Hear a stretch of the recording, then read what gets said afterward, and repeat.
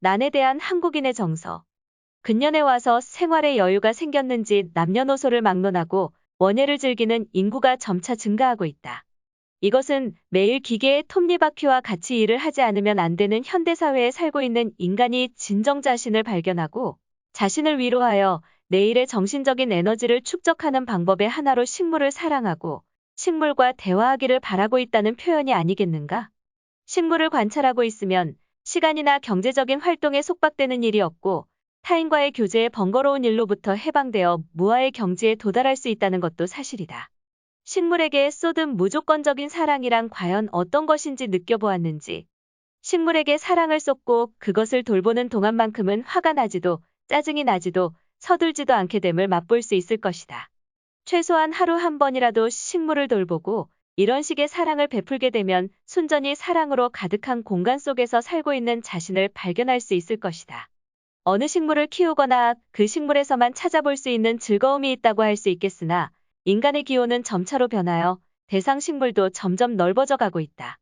마치 등산가가 점점 높은 산, 오르기 어려운 산, 정복되지 않은 산으로 목표를 높여 도전하는 것과 마찬가지로 식물에 대해서도 그 깊숙하고 먼 미지의 것을 계속 추구하는 애호가가 많다.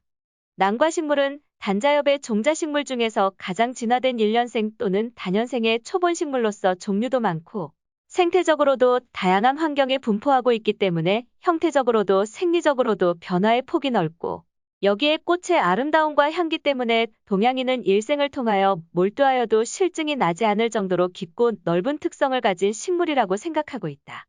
나는 매화, 국화, 대나무와 함께 사군자에 속한다.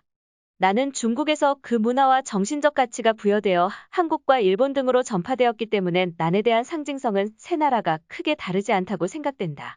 동양인은 난이 청아한 향기와 부드러운 세련미, 고귀하고 우아한 아름다움을 모두 갖춘 식물이라 생각하여 소중하게 여겨왔다.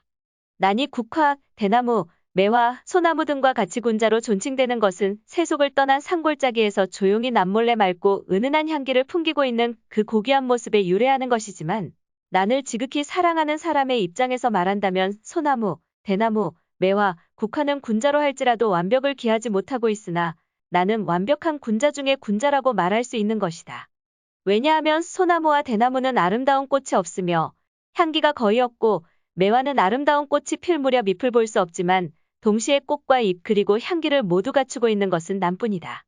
나는 그 꽃의 모습이 고와할 뿐만 아니라 줄기와 잎은 청초하고 마음까지 맑게 해주는 향기가 그윽하여 어딘지 모르게 함부로 대하기 어려운 범상치 않은 기품을 지니고 있다.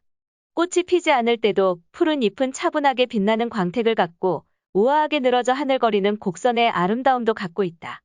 정말로 모든 것이 훌륭하다.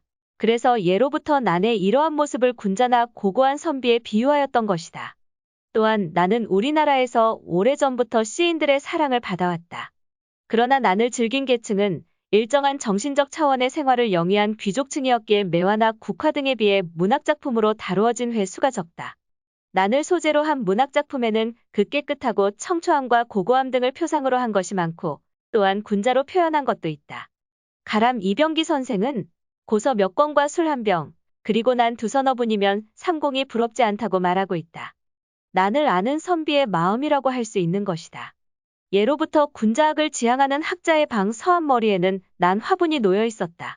그 화분에는 자기의 형상을 난과 일치시킴으로써 군자의 도를 지향하고자 하는 선비의 고결한 뜻이 담겨 있는 것이다. 난을 기르는 일은 참고 견디며 기다리는 일이여 자연의 섭리를 깨달아 그 소리를 듣는 일이다. 그러므로 처음에는 사람이 난을 키우지만 나중에는 난이 사람을 키운다. 나는 고요하면서 탁한 세상에 속된 무리를 멀리하는 기계가 있다. 참으로 일생을 함께하여도 실증을 느끼지 않은 마음의 벗이 아니겠는가? 그래서 나는 길은 닭이보다는 함께 사는 것이다.